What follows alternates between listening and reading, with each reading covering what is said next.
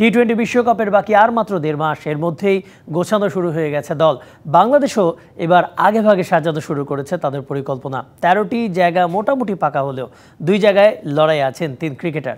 তানজিম সাকিব, আলিস আল ইসলাম আর তানজিদ তামিমের মধ্যে যে কোনো দুজন সঙ্গী হতে পারেন বিশ্বকাপ সফরে।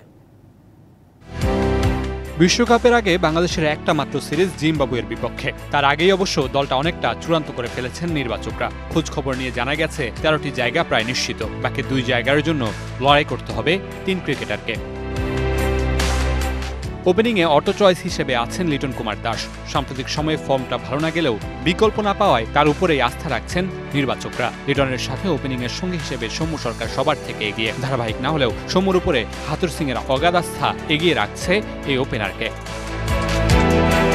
3 নম্বরে থাকছেন অধিনায়ক নাজমুল শান্ত। অবশ্য তারও সময়টা ভালো যাচ্ছে না।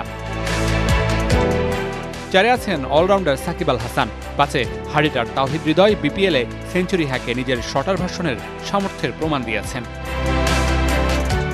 6 থাকছেন অভিজ্ঞ মাহমুদুল্লাহ রিয়াদ। সবশেষ বিশ্বকাপে দলের ত্রাণকর্তা, এবারও তার উপরে থাকবে গুরুদায়িত্ব। 7 নম্বর নামটা বিপিএলে নিজেকে প্রমাণ করে দলে জায়গা করে নেওয়া জাকির আলী অনেকের। 8 থাকছেন বোলিং অলরাউন্ডার শেখ মাহাদি। 9 নম্বর নামটা পেস বোলিং অলরাউন্ডার সাইফুদ্দিনের। 10 নম্বরে স্কোয়াডে থাকবেন একমাত্র লেগ স্পিনার রিশাদ হোসেন। এরপরেই স্কোয়াডের নিশ্চিত নাম 3 পেসার তাসকিন আহমেদ, মোস্তাফিজুর রহমান ও শরীফুল ইসলাম।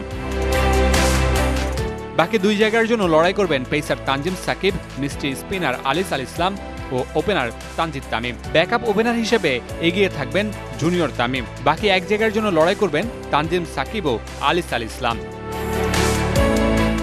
Mamunur Rashid, BBC news desk.